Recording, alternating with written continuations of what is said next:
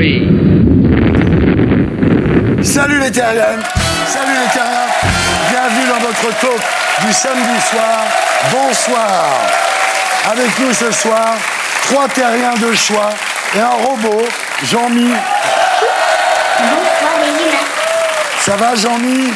Dis, chérie, dans les loges, il y a la dame qui a essayé de me planter une seringue dans le derrière. Ah, ça c'est Roselyne, faut bien qu'elle écoute son stock de vaccins. Et avec Jean-Mi ce soir, donc, Roselyne Bachelot. Roselyne Bachelot, bonsoir. Ravi de vous avoir ce soir.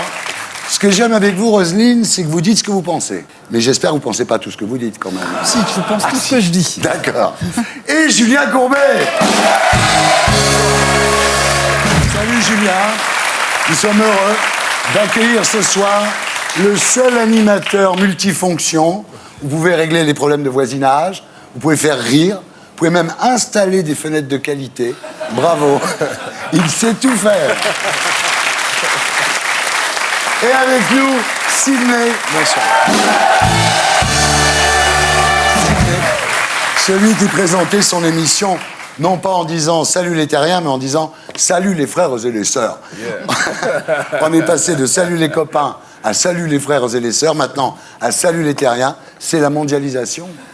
C'est extraordinaire. C'est l'avenir. En P3, après le zapping et Gaspard Proust, nous accueillerons notre terrienne du samedi 20h. Ce soir, Cécile Hernandez-Cervellon, qui était venue témoigner dans cette émission en janvier 2010 et qui, malgré sa sclérose en plaques, est devenue championne du monde de snowboard, médaille d'argent aux Jeux paralympiques de Sochi. Bravo. Voilà, l'émission s'appelle Salut les terriens, le robot s'appelle Jean-Mi et le groupe Les Gréments de Fortune.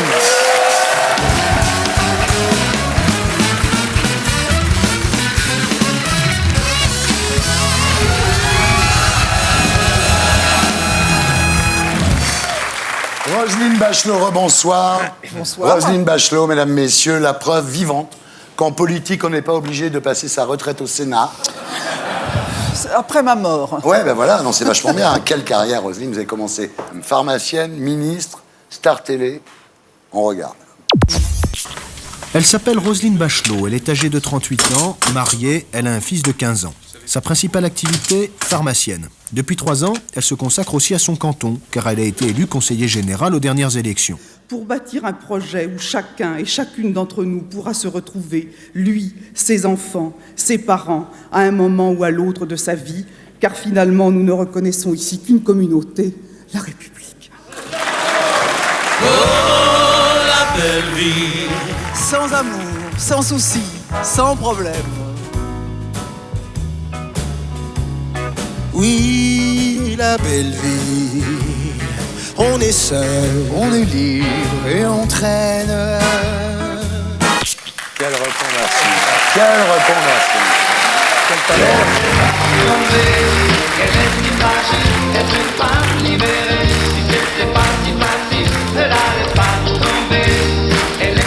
Vous êtes libérée, Roselyne. Ouais. Alors, on regarde, regardez. Là, par exemple, à gauche, c'est vous avant. À droite, là, vous touchez les seins d'Audrey Pulvar. Voilà, tout à fait. Dans la boîte à questions. C'est chaud. Et il y en a une autre qui est encore pire. Voilà, alors là, c'était quoi comme drogue? Alors, c'était la courte série Nos chers voisins, Ah, le programme court sur de TF1. Donc, j'ai accepté de faire une pièce pour eux. Et je suis une vieille tante déjantée qui fume des pétards. Vous êtes formidable. Formidable. Alors, Roselyne, vous officiez dans le Grand 8 tous les jours à 10h45 sur Côté de D8. Laurence Ferrari, Audrey Voilà, Pulvar, Absatoussi et Elisabeth Bost. En tout cas, moi, je vous trouve super en chroniqueuse télé. Vous êtes beaucoup moins dangereuse qu'au ministère de la Santé, quand même. Ouais. C'est une autre responsabilité. Enfin, le ministère de la Santé, c'est gérer 220 milliards d'euros. C'est C'est ça. tout à fait considérable. Ouais. Alors, entre nous, Roselyne, le métier où on est quand même le plus payé à rien foutre, c'est ministre ou chroniqueuse télé? vous savez, je suis passé d'un côté de la caméra à l'autre. On a un peu l'impression que vous faites un métier de saltimbanque, hein, Oui, qu'on ne bien le sûr. connaît pas. Bien sûr. Et qu'on est vraiment payé à rien foutre. Ouais. Et puis ensuite, on se rend compte qu'il faut bosser, il faut aller voir les films, parfois pas terribles, écouter des artistes qui n'ont pas la qualité de Sydney. Elle a gardé. On sent la femme politique, là. Alors, entre les deux, le métier où les gens ont le plus le melon, la politique ou la télé? La télévision. Ah ouais. Ah oui, certainement. Alors, le métier où il y a le plus de faux cul? Alors là, je dirais 50-50. Ah ouais. Quand même, la faux-cuterie, c'est Ouais. quand même quelque chose C'est de largement partagé. Partagé. Le métier où ça baise le plus, Roselyne? Les médias. On a bien fait. On a bien fait de pas choisir la politique. Alors, le grand 8 avec les filles, ça va, c'est laquelle la plus chiante, sérieux? Ah, j'ai l'âge d'être la mère de toutes ces filles, Ouais. hein, donc Ouais. elles sont... Ça se voit pas, ça se elles voit sont... Bon, merci. Elles sont très respectueuses. T'as décidé de te la faire, toi, hein? Alors, quand vous êtes entre vous, donc dans le grand 8, vous dessinez des pénis. Et ça, c'est très intéressant. Mais vous avez pris du format A3 ou A4? Oui. C'est le pénis de qui, non, Ah, sérieux? non, Ça, c'est un mec de droite, hein, vu la forme. C'est un expert qui parle. Il a déroulé du câble. Alors, j'ai un sujet pour le grand 8. Est-ce que vous savez, Roselyne, que selon l'IFOP, 81% des femmes de gauche pratiquent la fellation contre 69% des femmes de droite? Alors, le sujet, ça serait pourquoi, en fait? Ah oui, ça, je ne peux pas vous apporter d'éclairage. Ah bon? Bah, je vais proposer à Laurence Ferrari ce sujet. J'en parle dès demain. Dès demain. Dès demain.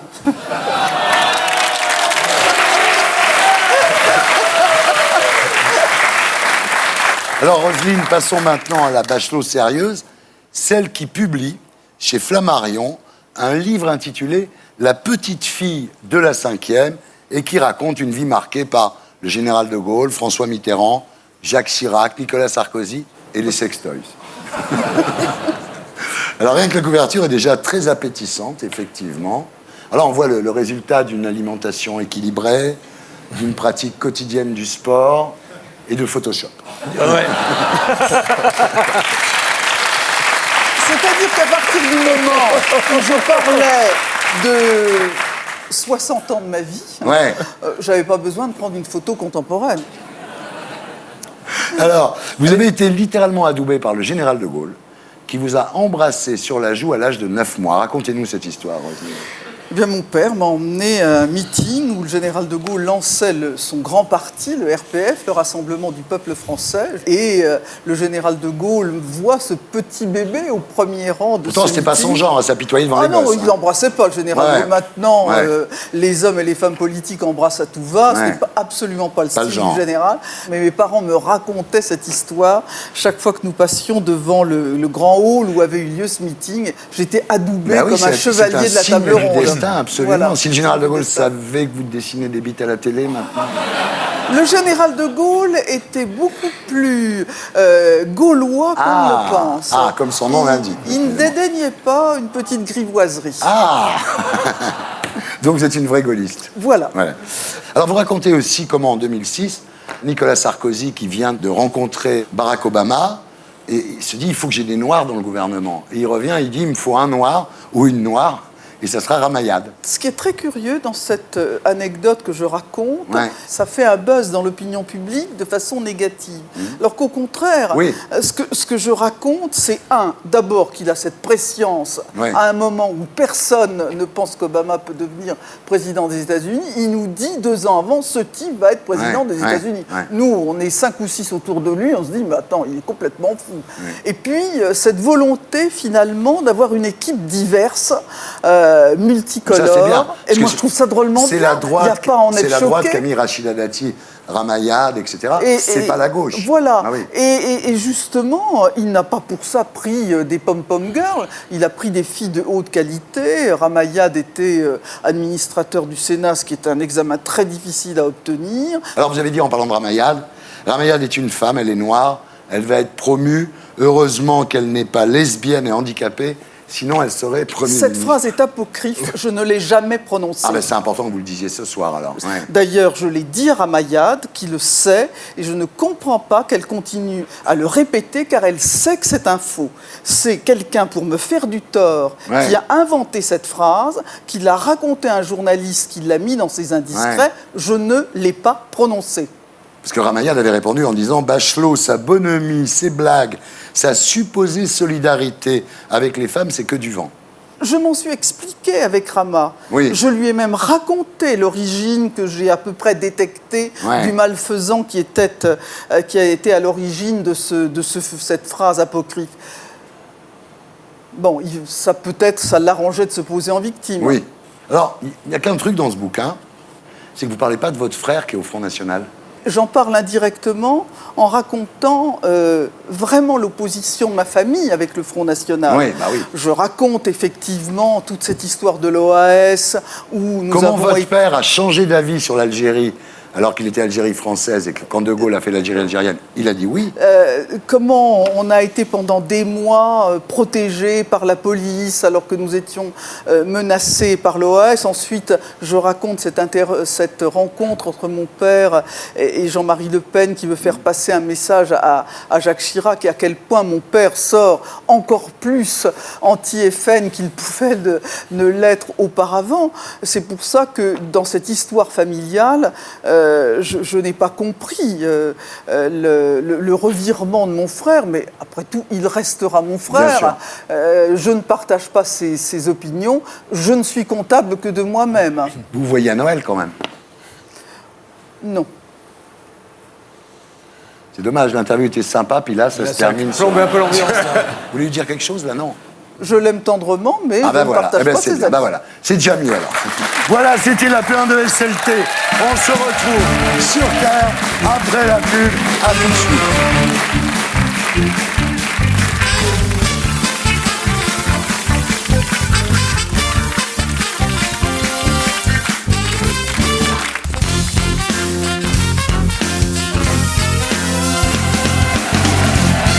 Rebonsoir les terriens, rebonsoir les terriens. Nous sommes de retour sur Terre, toujours en compagnie de Roselyne Bachelot, de Julien Courbet, de Sydney et de Jean-Mi. Et maintenant, mesdames, messieurs, en l'honneur de la casquette de Sydney, nous allons faire un blind test couvre-chef.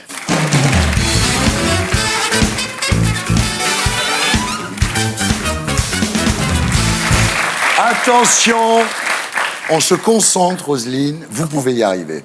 Laurent, Pharrell Williams. Daft Punk. Daft Punk. Ouais, mais c'est Pharrell Williams qui chante sur les Daft Punk, c'est Oui, ça? mais Ouais. la chanson est signée Daft Punk. Nous sommes très sérieux ici. Nous ne voulons pas Je vois ça, dis de donc. contestation. Ça plaisante pas. hein. Je ne veux pas être obligé d'appeler Maître Jaunâtre. Donc, le point est accordé à Sydney. Le couvre-chef, bien entendu, c'est un casque. Attention, je veux l'interprète Laurent.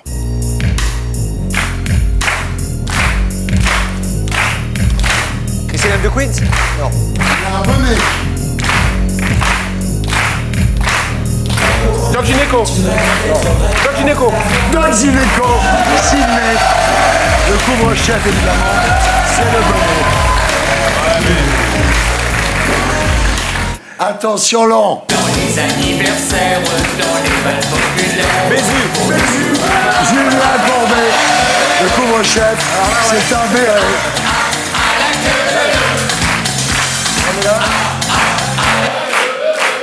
Je ne te cache pas que ça me fait un peu chier de marquer un point sur Bézu, mais C'est ce que j'allais dire. Il y a des chansons, il vaut mieux pas les connaître. Mais je mais bon. reconnais que c'est pas mon répertoire. Ah, voilà. Attention, Laurent. En sortant du 30 et 40. Maurice Chevalier. Maurice Chevalier. Dans la vie, faut pas s'en faire. Moi, je m'en fais pas. Ces petites misères seront passagères. Tout ça s'arrangera. Je n'ai pas. Un caractère, M'en suis rappelé parce que un verre c'est- du tracas. Un Maurice Chevalier, qu'est-ce que c'était? Alors lui, évidemment, classe. son couvre-chef, c'est un canotier, évidemment. Attention, c'est un peu plus compliqué, c'est normal. Laurent. Pharrell Williams. Pharrell Williams.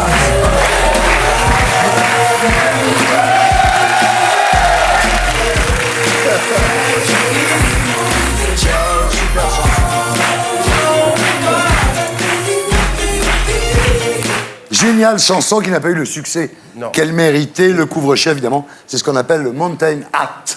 Ouais. Attention, ça c'est pour ma petite Roselyne. Je suis sûr qu'elle va trouver. Laurent. La confiture, c'est... Ah oui, les frères Jacques. Oui, Roselyne Bachelot, mon frère Jacques.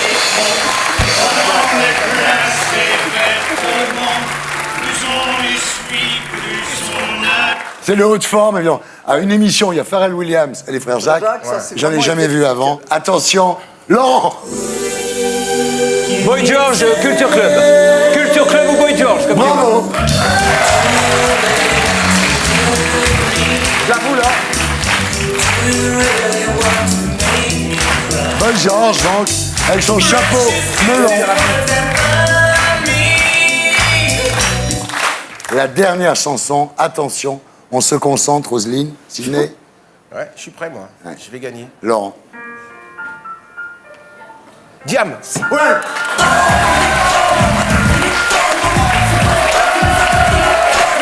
La boulette et le couvre-chef, c'est le hijab.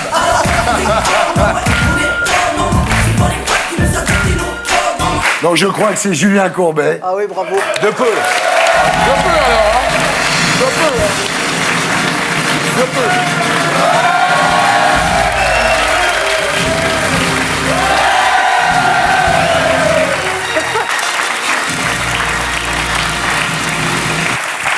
On reçoit qui maintenant? Julien Courbet. Le gars des pubs des fenêtres? Lui-même, ouais, lui-même. J'adore ces fenêtres. Mais nous aussi, on adore ces fenêtres. Julien Courbet, rebonsoir. Vous êtes ici ce soir, Julien, pour nous parler de votre don unique, une particularité incroyable, un talent rarissime, presque un super pouvoir. Vous arrivez à faire tout le temps la même tête sur les photos, regardez. C'est incroyable.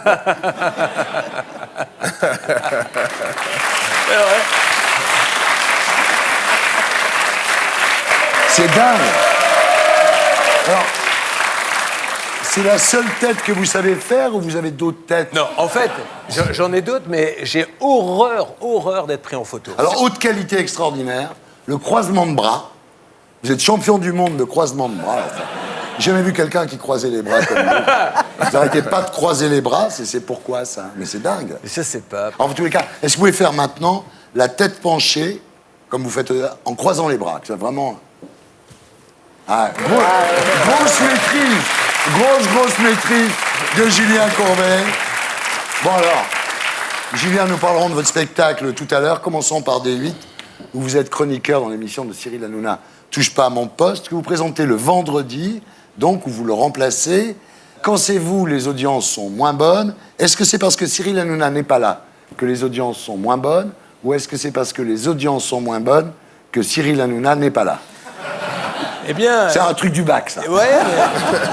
Cyril serait à ma place, il ferait plus. C'est sûr, parce qu'il a un tel... Il a fédéré, c'est des fans qui regardent, et ils font la gueule. Moi, quand j'ai démarré les premiers vendredis, je me suis demandé si j'allais pas arrêter. Parce que je me faisais insulter. Il a des adeptes. Mais pourquoi t'as pris sa place? Mais pour qui tu te prends? Comme si c'était moi qui étais arrivé, qui avait dit à Hanouna, non, tu te casses, c'est moi qui le fais. Alors, vous remplacez Cyril Hanouna dans Touche pas à mon poste, après avoir remplacé Laurence Boccolini dans Le Maillon Faible, et Arthur dans Apprendre ou à laisser. Votre job, en gros, c'est repreneur, quoi. Et après avoir changé les vieilles fenêtres de nouvelles fenêtres également. Mais effectivement. Alors, vous faites également le travesti chez Cyril Hanouna. Des fois, oui, assez souvent. Vous avez déclaré « Et tant mieux s'il me déguise, tant mieux si je me retrouve avec des plumes et un kilt, ça ne me pose aucun problème, je n'ai plus de plan de carrière et je ne me soucie plus de mon image. » C'est vrai. Je suis dans une phase de ma vie où je ne suis plus dans la course.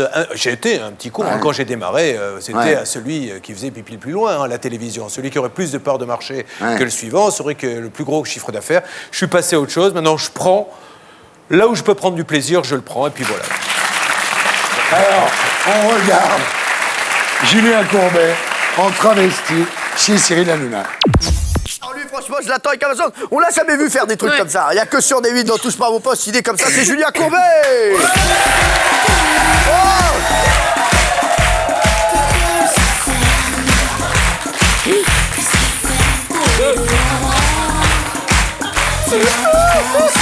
Attention, mon Juju.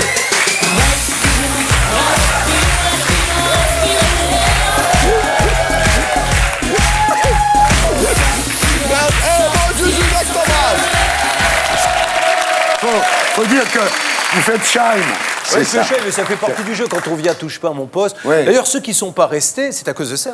Oui. C'est parce qu'ils n'ont pas accepté la règle, on l'accepte ou on l'accepte pas, du déguisement, du lâcher-prise total, et voilà, moi je l'ai accepté. Roselyne, vous feriez pas ça dans le grand 8 quand même. Ah non, non, c'est plus de mon âge. Quoique. Par contre, j'ai vu Shine faire Roselyne Bachelot, c'est impressionnant. Alors, il y a des fois quand même où le Julien Courbet de D8 se reconnecte avec le Julien Courbet de TF1. Et là, franchement, c'est très drôle. On regarde. Allez-y, Juju. Est-ce que je pourrais, s'il vous plaît, voir le cabinet du préfet, madame? Je suis...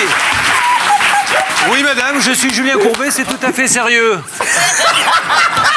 Non, mais on voudrait juste savoir pourquoi les canalisations n'ont pas été posées, madame. Je suis un garçon sérieux, je pose une question sérieuse. Bravo. Ça, c'est vraiment bon. Ça, c'est vraiment marrant.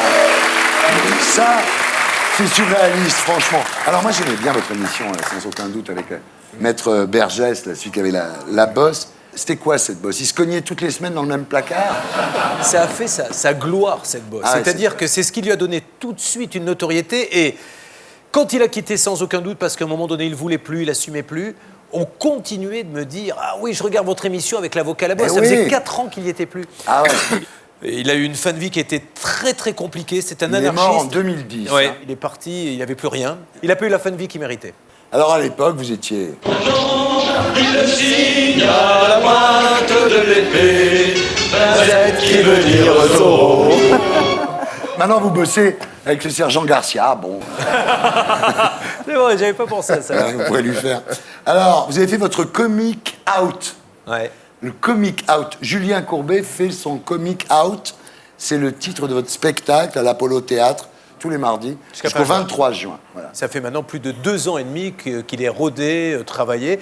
Et souvent, on me dit, mais pourquoi tu es passé de la télé à la scène? C'est pour faire comme les autres? Non, je suis passé de la scène à la télé. Donc au départ, vous étiez un humoriste, en fait. Ah, mais moi, c'était pas du tout... La première fois que je suis monté à Paris, c'est pas du tout pour faire de l'animation. C'est Louvain qui appelle un jour et qui me dit, je cherche un jeune... On m'a parlé de vous, venez passer un casting. Au début, je lui dis non. Il me dit, mais qu'est-ce que ça vous coûte de venir passer un casting? J'y vais et on va quand même être franc. Chez Martin, on n'était pas payé. C'était pas des cachets, c'était des comprimés. Là, hein. Non, mais vraiment, je vous assure. Et là, Louvain me met un contrat sous le nez. Je me dis, bon, je vais peut-être aller faire une petite année de télé. Et ça a duré? Eh ben, ça a duré 17 ans. Ah non. À quoi ça tient? Ouais, mais... Donc voilà, spectacle sur scène. Alors, je voudrais quand même prévenir tous ceux qui vont aller vous voir sur scène, il n'y a pas de télécommande pour couper le son, ni pour changer de chaîne. Non, mais... Je peux profiter d'avoir le spécialiste des arnaques pour me faire conseiller? Bien sûr, Jean-Mi, vas-y. Julien, je suis allé voir ton spectacle et j'aimerais me faire rembourser. Je fais comment? En 2 ans, figure-toi que ça m'est arrivé une fois, une dame m'a écrit en me disant, c'était plutôt flatteur, j'ai adoré, mais franchement, 20 € pour 1h05, j'ai pris un billet, je l'ai mis dans une enveloppe, et je lui ai envoyé, et du coup, elle m'a renvoyé des chocolats qui coûtaient 3 fois le prix de la place, pour me remercier de l'avoir remboursé. Les gens sont gentils. Les gens sont gentils.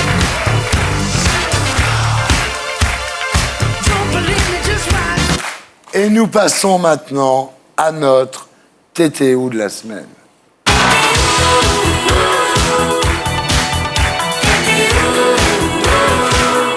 Sidney, rebonsoir. Bonsoir. Alors, il y a 30 ans, vous débarquez comme un ovni sur TF1 pour présenter HIP, HOP, une émission qui a marqué toute une génération de jeunes et ouvert la voie à la culture rap en France. Vous étiez le premier animateur noir en France C'était la première émission de rap, de tag, de sweat à capuche, de casquette à l'envers. Et sur TF1, il y a 30 ans, c'est improbable. Grâce à l'ingéniosité, l'ardeur de Marie-France Brière. Ouais. Voilà. Gloire lui soit rendue, Marie-France. Ouais, c'est grâce à elle que j'ai commencé aussi. Ouais, voilà, frère. Voilà. Salut, frère. Salut. On regarde à quoi ça ressemblait.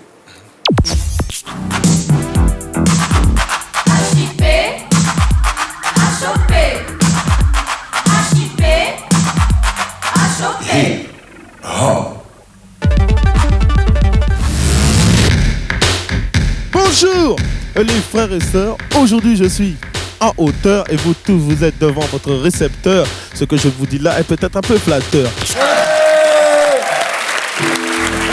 Reprenons les choses au départ, d'accord? Alors vous êtes né en 1955 à Argenteuil sous le nom de Patrick Dutheil. Évidemment, ça sonnait pas terrible. Hein. Non.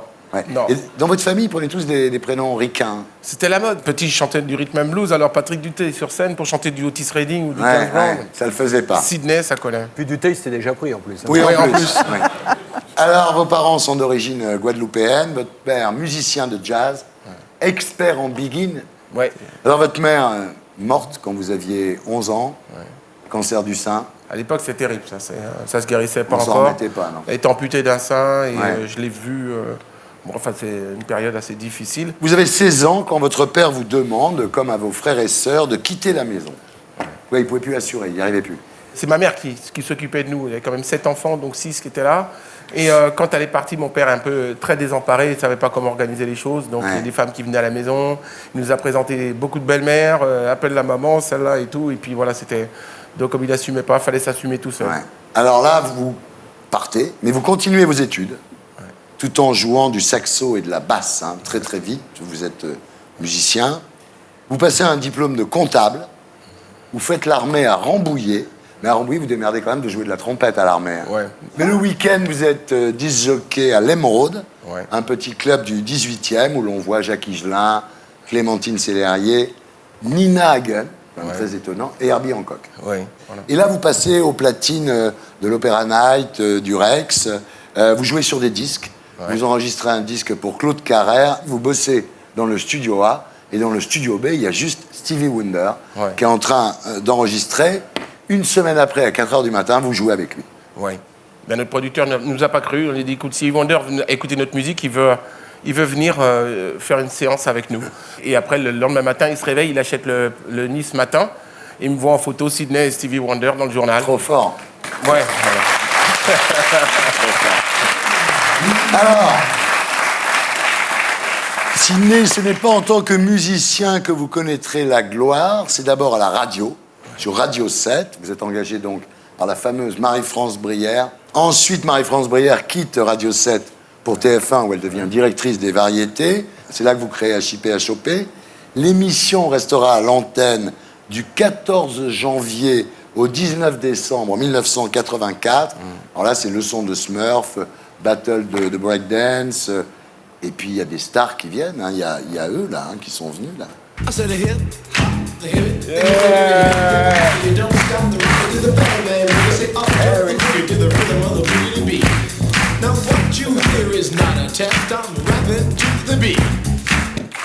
Et Madonna. Ben, Madonna était la copine de toute une tournée de tous ces gars de En fait, ce qui est marrant, c'est que Madonna vous demande un coup de main.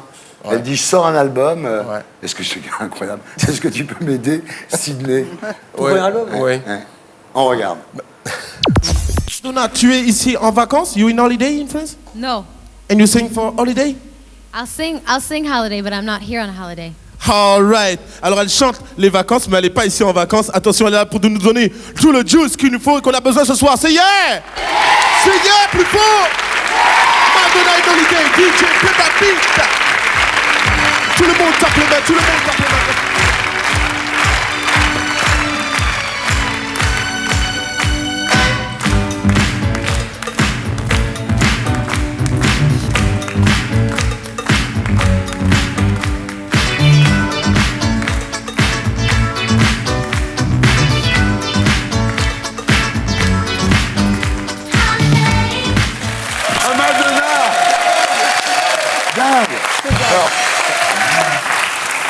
Donna chez Sydney, c'est quand même assez extraordinaire. Là, bon, c'est la gloire. Fini d'aller au supermarché tranquille, là. Ouais, non, là, non. Tout le monde vous connaît, et là, c'est le drame.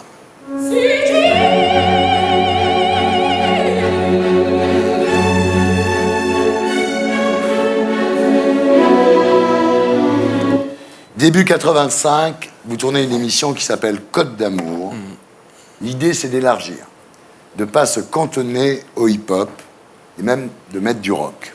Résultat, vous êtes perdu. Le public est perdu aussi.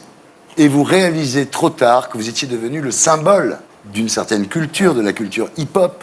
Ouais. Et que là, les gens ont le sentiment d'être trahis par celui qui était le gourou de cette culture. Je ne me retrouvais pas. Au bout de 6 mois, j'ai dit, bon, Marie-France m'a dit, bon, écoute, apparemment, tu ne ressens pas les... J'ai dit non, parce que là, j'ai voulu bien changer de look, faire autre chose. Mais le public, par contre, pas du tout au rendez-vous, abandonné et tout ça. Donc, je l'ai ressenti, ce truc-là. C'était plus moi. Et un jour, vous rencontrez Hervé Bourges, le patron de TF1 à l'époque où nous y travaillions tous les deux, qui vous dit, mais Sidney, pourquoi vous vous êtes arrêté? Vous lui répondez, mais pourquoi vous me le dites maintenant? Oui. C'est terrible. C'est terrible. Ouais. C'est terrible. Ouais. Alors, après, vous avez eu un resto. Ouais. Vous avez arrêté le resto? Ouais, on a arrêté. Je ne pouvais plus partir sur les routes, faire les galas, les spectacles et tout, parce que ça, j'ai jamais arrêté. Les et là, vous préparez un album, dont voici un échantillon, et c'est vachement bien.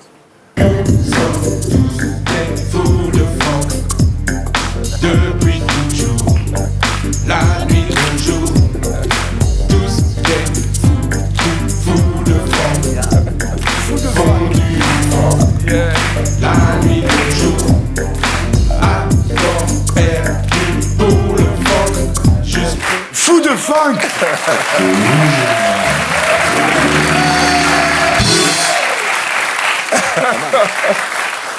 Ça fait plaisir de vous revoir. Merci. Merci beaucoup, Pierre. Et voilà, on passe maintenant au dossier de la semaine avec l'édito de Blacko. Et c'est l'écrivain Sonia Firtchak que nous retrouverons sur ce plateau après le magnéto. Ce soir, nous poserons la question, pourquoi, Roselyne, les femmes s'emmerdent au lit?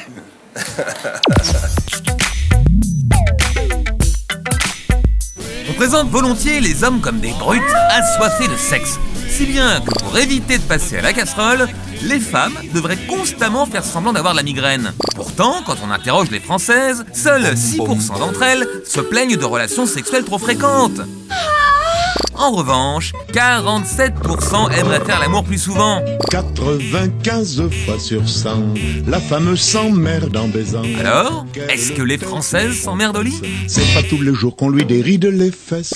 Si les femmes s'ennuient en faisant l'amour, ce n'est pas seulement parce que les hommes bandent mou ou qu'ils baisent comme des lapins. Le problème de la femme moderne, c'est que les convictions féministes ne sont pas toujours compatibles avec les fantasmes féminins.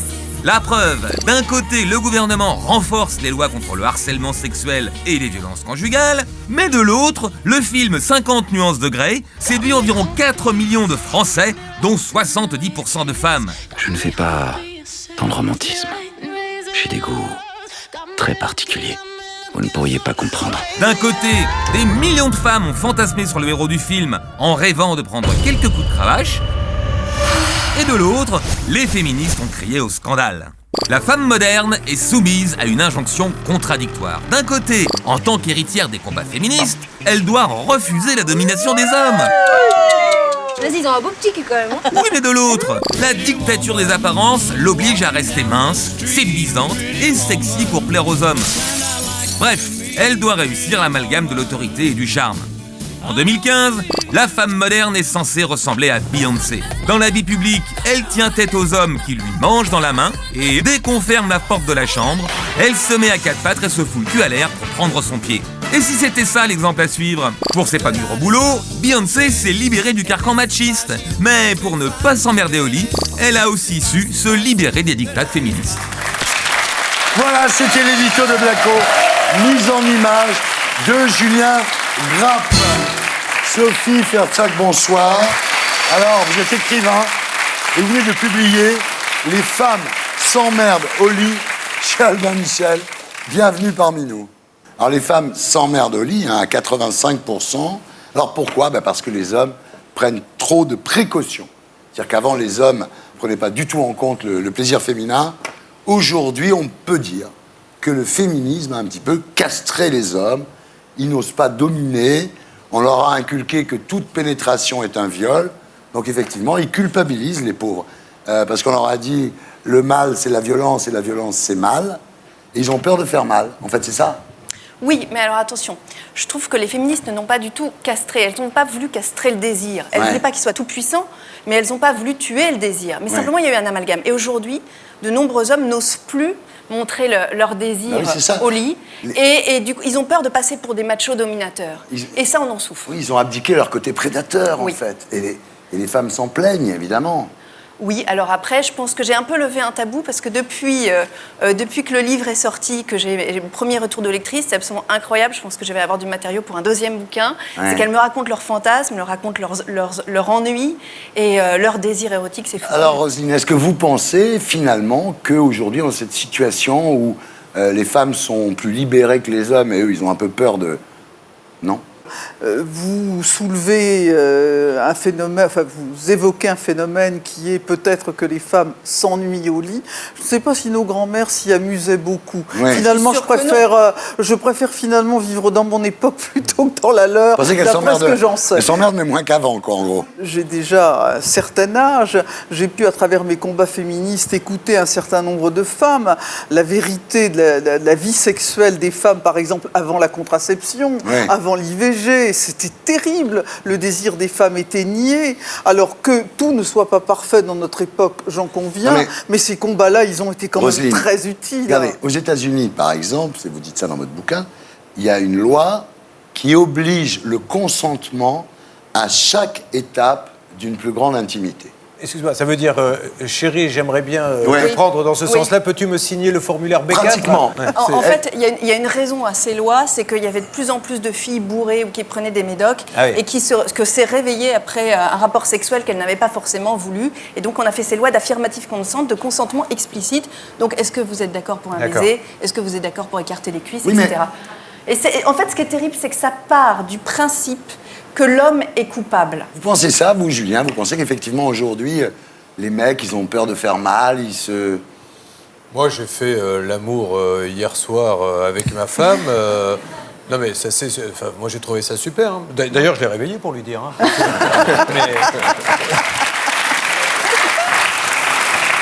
En fait, les femmes, ce qu'elles veulent, d'après votre bouquin, mais c'est assez sensé, c'est d'un mec qui est civilisé dans la vie, évidemment, qui se comporte très bien, mais qui est sauvage au lit. Bon, pas tout. Chaque femme veut une chose différente. Il y a des femmes qui ne veulent pas un mec sauvage au lit ? Sauvage, attention, pas vraiment sauvage, parce que ça peut être catastrophique. Mais qu'il y ait ce simulacre de la sauvagerie pour prouver qu'on est tout simplement désiré. Voilà. C'est-à-dire, ce que vous dites dans votre bouquin, en fait, c'est que l'éjac facial n'est pas incompatible avec l'émancipation féminine. Voilà, exactement. C'est vraiment le cœur du livre. C'est pour ça qu'il est intéressant. Donc la solution, Roselyne, ça serait que la femme ne soit pas soumise, évidemment, dans la vie, mais qu'elle soit soumise au lit. Mais pour accepter d'être soumise au lit, il faut qu'elle soit sûre de ne pas être violentée dans la vie. Enfin, c'est un deal, quoi, en gros. Le désir, c'est une pulsion, c'est une force. Ça peut être assez sauvage. Et en même temps, on n'a pas envie d'être violenté, d'être violé. Du coup, c'est toujours sur la brèche. Voilà. Et c'est pour ça que je parle de simulacre. C'est un jeu. Donc, évidemment qu'un type entre les bras duquel on ne serait vraiment pas en sécurité, on ne peut évidemment pas prendre notre plaisir. Mais un type qui nous le ferait croire et qui, en fait, nous respecterait infiniment, c'est ça, le pied. Roselyne, il y a des femmes... À partir du moment où on a les clés de sa liberté dans une vie professionnelle accomplie, où on a une égalité des salaires, à partir du moment où on établit avec son conjoint des rapports d'égalité, à partir du moment où il partage l'éducation des enfants et qu'elle n'est pas toute à reposer sur vous-même, ensuite, ce qui se passe dans la chambre à coucher, ma foi, c'est l'affaire d'un couple et on ne s'en mêle pas. Chacun fait comme il veut. Et voilà. Chacun fait. Ce qui lui plaît. Voilà, Sonia, bravo. Bravo pour votre livre. Très intéressant. Je vous remercie d'avoir été avec nous. Roselyne, merci d'avoir été avec nous. Merci. Et bravo pour votre bouquin. Très bien. Voilà, c'était la P2 de SLT. On se retrouve après la pub avec le zapping, Gaspard Proust et notre terrienne du samedi 20h. Ce soir, Cécile Hernandez Cervellon. qui était venue témoigner dans l'émission en 2010, qui malgré sa sclérose en plaques est devenue championne de snowboard, médaille d'argent aux Jeux Olympiques. Bravo Cécile, à tout de suite.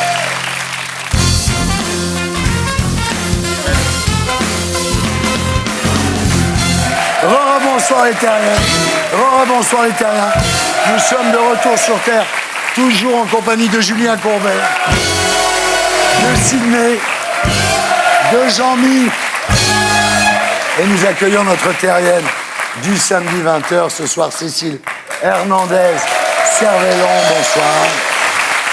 Alors Cécile, en 2010, vous étiez notre invitée sur ce plateau pour nous parler de votre combat contre la sclérose en plaques et les handicaps qu'elle provoque. À l'époque, vous marchiez avec une canne. Aujourd'hui, vous revenez nous voir avec 7 titres mondiaux et une médaille olympique en snowboard. Cette résurrection, vous nous la raconterez à 20h. Dans un instant, Gaspard Proust, mais d'abord, le zapping. C'était le zapping et maintenant j'accueille Gaspard Proust pour Elle est pas belle la vie.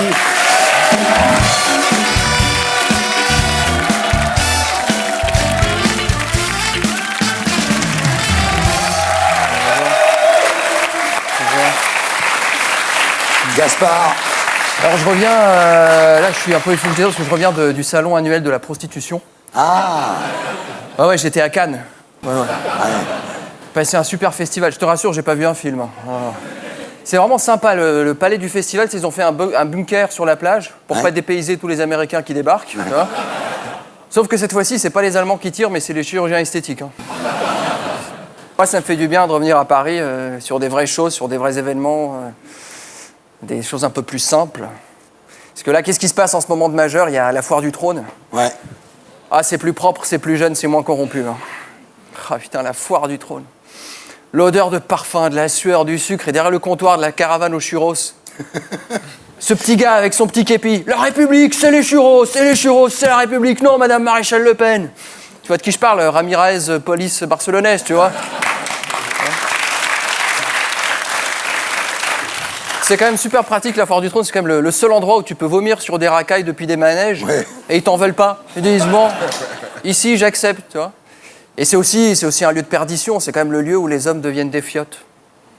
Ah oui, bah oui. Attends, tirer avec un fusil à air comprimé sur un ballon rose pour offrir une peluche, ouais. La virilité, c'est pour quand, je veux dire, ça serait quand même une autre gueule si pour obtenir la peluche, il fallait dépecer un cochon d'Inde à main nue, tu vois, et faire une chamka pour ta copine. Ça, c'est... Mais bon. Alors, tu sais que... J'y pensais la dernière fois, la télé, ça m'a apporté une popularité assez spéciale. Ouais.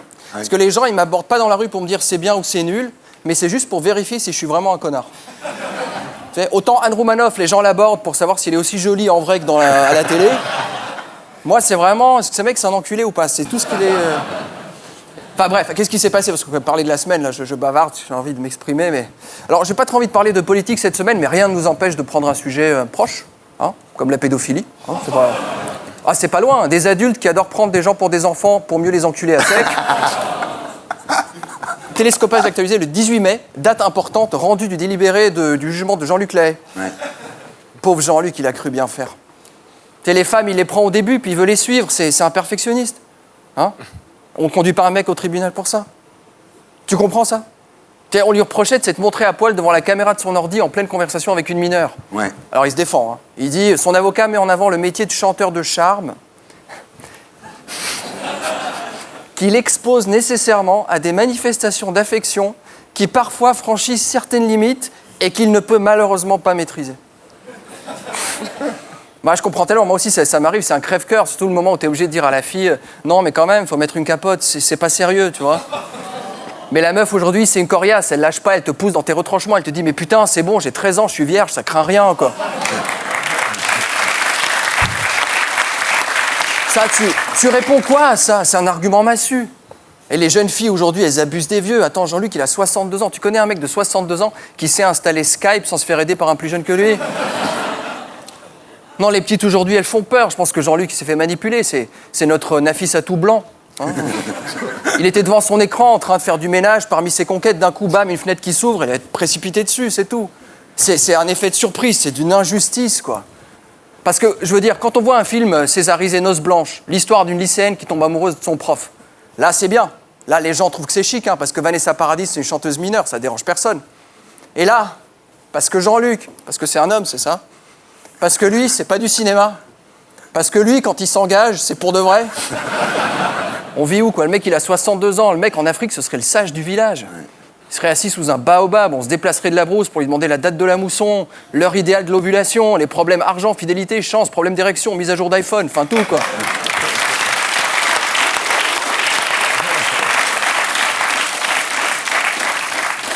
Putain, mais on est qui pour juger, quoi? Alors, il est pas beau le délit? Ouais, c'était Gaspard Bout. Ici la semaine prochaine. Et d'ici là, sur canalplus.fr. Et on passe maintenant à notre terrienne du samedi 20h.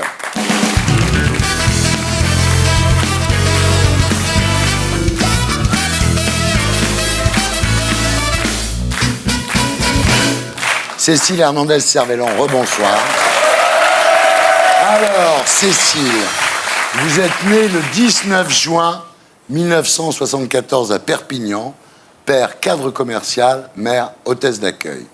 Vos parents se séparent rapidement, votre père est ambitieux, un peu carriériste, il part à l'étranger, et votre maman se sacrifie pour que vous puissiez faire des études et du sport. Pendant votre adolescence, vous faites du BMX à haut niveau, vous faites même les championnats de France, Coupe d'Europe, championnat du monde, et vous avez un contrat de sponsoring, ce qui vous permet de faire des voyages à l'étranger. Tout ça va durer 10 ans. Vous faites également beaucoup de snowboard, vous faites même les championnats de France. Après vos études de lettres à Montpellier et à Grenoble, vous rentrez à Perpignan, où vous créez une société de communication événementielle spécialisée dans les sports extrêmes. Bref, vous êtes overbooké. C'est ça. Mais le lundi 21 octobre 2002, tout bascule. Vous vous réveillez avec les jambes paralysées. Vous commencez par tomber violemment sur le sol. Là, c'est un cauchemar éveillé.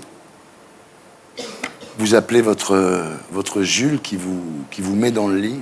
J'essaie de me relever, je n'y arrive pas. Je fais une nouvelle tentative, je n'y arrive pas. Et là, je l'appelle et il fait le tour du lit, il me voit par terre, il ne comprend pas ce qui se passe. Donc, il m'aide à me relever, ça ne fonctionne pas. Donc, il me porte et il me pose sur le lit. Et quand il vous pose sur le lit, vos jambes ne sentent pas les draps. Rien, je ne sens rien. Alors, on vous emmène évidemment à l'hôpital. Les résultats des tests sont effroyablement probants. Et le jeudi 24 octobre à 19h, le verdict tombe, sclérose en plaques, la CEP, comme disent les malades. Et là, votre Jules vous dit, t'en fais pas, on va s'en sortir. Mais ça ne vous rassure pas du tout, en fait. Je suis entre deux sentiments. Un, moi j'ai une peur bleue, c'est qu'il me plaque parce que je viens de basculer dans le monde du handicap. Et à côté de ça, les médecins aussi me disent que la maladie vient de frapper fort d'entrée et qu'il y a peu de chances que je remarche un jour, en fait. C'est vrai que la CEP, la sclérose en plaques, est une maladie incurable dégénérative. Ça veut dire que le système immunitaire, au lieu de se défendre contre les corps étrangers, détruit la myéline, qui est une gaine qui entoure les nerfs.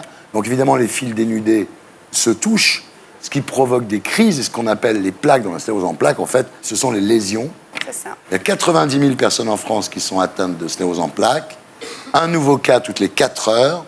C'est la deuxième cause de handicap après les accidents de la route. Et je voudrais dire qu'il y a une journée mondiale de la sclérose en plaques, le 27 mai 2015, et vous pouvez avoir des informations en allant sur le site qui s'inscrit en bas de l'écran, arcep.org. Voilà. Pour vous, le chemin de croix de la rééducation commence à ce moment-là. On m'envoie en centre de rééducation, c'est un vrai cauchemar pour moi. Je ne me reconnais absolument pas là-dedans. Je sombre. Ben là, vous êtes en fauteuil roulant, hein, ouais. Poussé par votre mère. Et ce qui est terrible, c'est que vous en voulez au monde entier. Évidemment, vous haïssez la vie. Et vous êtes même désagréable avec votre mère qui n'en peut mais. En fait, dans la sclérose en plaques, on ne sait pas pourquoi on tombe malade, on ne sait pas comment la maladie va évoluer. Donc ce point d'interrogation, je ne l'aime pas en fait. Je le déteste. Vous vouliez tout prévoir. Je viens du sport, donc dans le sport, on nous apprend à organiser, à structurer notre vie. Et là, pour le coup, non, plus rien. Alors, après 5 semaines à l'hôpital, vous partez dans un centre spécialisé au bord de la mer. Votre challenge à partir de là, c'est remarcher. Ouais. Clairement. Alors, bien sûr, il y a des hauts et des bas à cette époque, c'est pas toujours facile. À un moment, vous pensez même à vous suicider? Tous les soirs, dans le centre de rééducation, on nous donne une petite pilule pour qu'on leur fiche la paix pendant la nuit. Et en fait, ils ne vérifient pas si on la prend. Et pendant 10 jours, je les ai toutes gardées.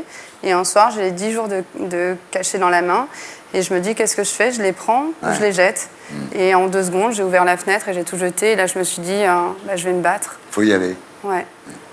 Alors, la rééducation va durer 14 mois. À la sortie, vous alternez entre fauteuil et béquille. Frédéric est toujours là, votre Jules. C'est-à-dire, malgré tous les efforts que vous faites pour le faire partir, en fait. J'ai tout fait pour qu'il me quitte. Ouais. Et, pourquoi? Parce qu'il avait connu une personne valide qui bougeait, avec laquelle il voulait construire sa vie. Et là, il est à côté d'un légume, parce que j'étais vraiment un légume. J'étais dépendante dans tous mes mouvements. Et donc, j'ai tout fait pour qu'il soit heureux, c'est-à-dire pour lui rendre sa liberté. Et en fait, non, il n'est pas parti. Il vous aime encore plus.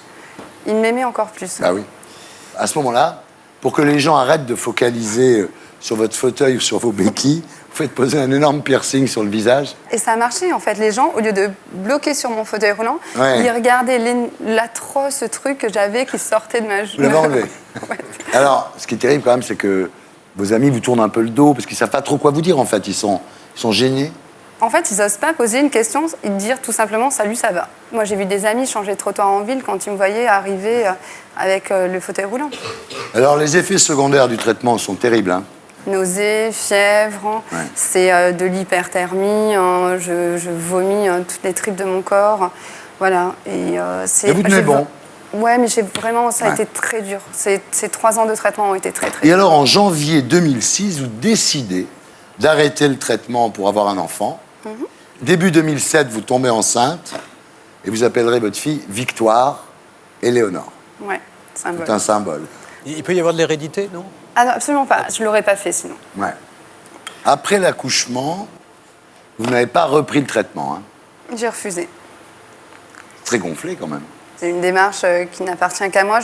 J'incite personne à faire la même démarche parce que moi, je me suis sentie bien quand j'étais enceinte.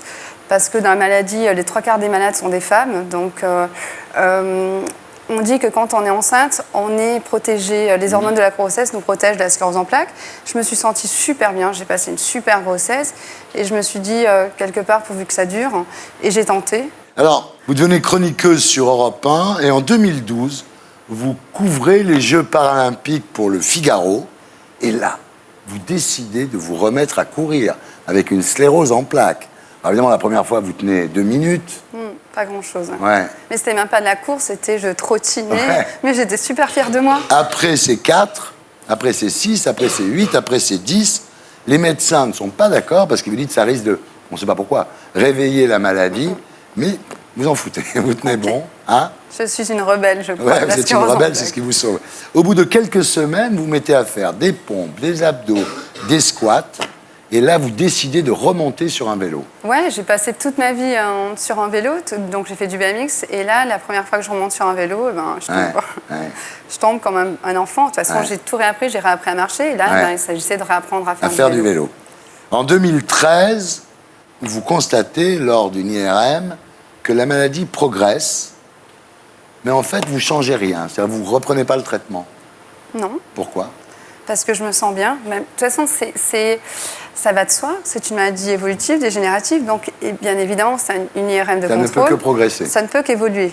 Maintenant, j'ai fait une superbe rencontre avec un kiné qui m'aide beaucoup. Et on arrive à canaliser cette progression. Mais bien sûr, non, je n'ai pas envie de changer. Et un jour, vous remontez sur une planche de snowboard, hein, ce que vous avez fait dans le temps, mais bon, vous n'avez plus jamais fait. Et vous commencez à enchaîner les virages sans problème. Et vous vous dites, mais putain, c'est moi qui fais ça. C'est ça. Je me regardais en train de faire du snowboard, mais dans l'ombre qui se reflétait sur la neige. Et du coup, Je me disais, oh, c'est moi. Mais incroyable, je ne réalisais pas ce que j'étais en train de vivre. Alors vous rencontrez Patrice Baratero, qui est un célèbre snowboarder. Lui est amputé de la jambe gauche, il est champion en e-sport. Et il vous dit, c'est dommage que tu ne sois pas handicapé, parce que franchement, tu pourrais concourir. Alors il me dit, on fait 2-3 pistes ensemble, il me fait, tu fais bien du snowboard pour une fille. Ouais. Alors je lui dis ok. Je lui dis, tu sais, toi tu as un handicap visible, mais le handicap invisible ça existe, je suis une personne handicapée. Elle me dit, ah cool. Je lui dis ok, vu comme ça. C'est lui qui vous branche sur l'équipe de France de snowboard. Le 14 mars 2014, vous partez aux Jeux paralympiques de Sochi. Grosse pression. Pression et pas pression. C'est-à-dire la pression parce que je suis une compétitrice, la pression de vouloir aller monter sur cette boîte au jeu, d'aller décrocher une médaille. Et en même temps, je me dis, j'ai que 10 jours d'entraînement. Si ça ne le fait pas, j'aurais au moins vécu les Jeux. La prochaine fois, ouais.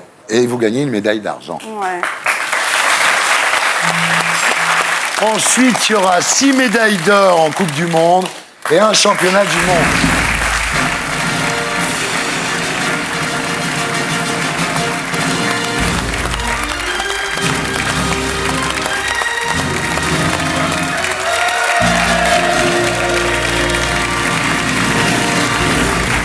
Bravo.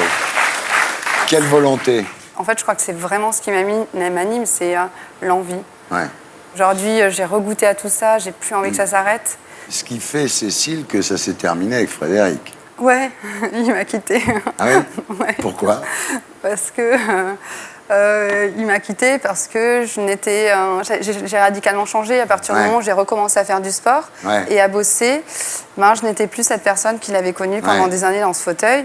Et il m'a quitté parce qu'il ne se reconnaissait plus dans la nouvelle Cécile. Il y a eu une renaissance en fait. Et voilà, je lui en veux pas. Hein. Et aujourd'hui, vous occupez de vos compétitions et de votre enfant. De ma fille, oui. Victoire Éléonore, voilà. Oui.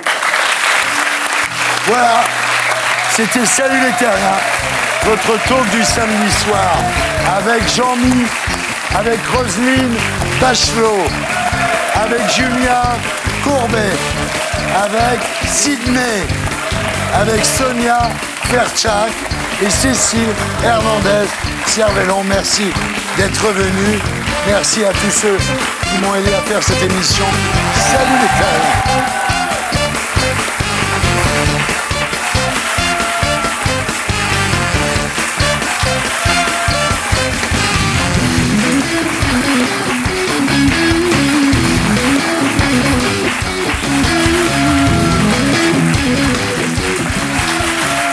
Coupé. Et pour être sûr de ne rien rater de Inarditube, abonnez-vous et mettez un pouce bleu.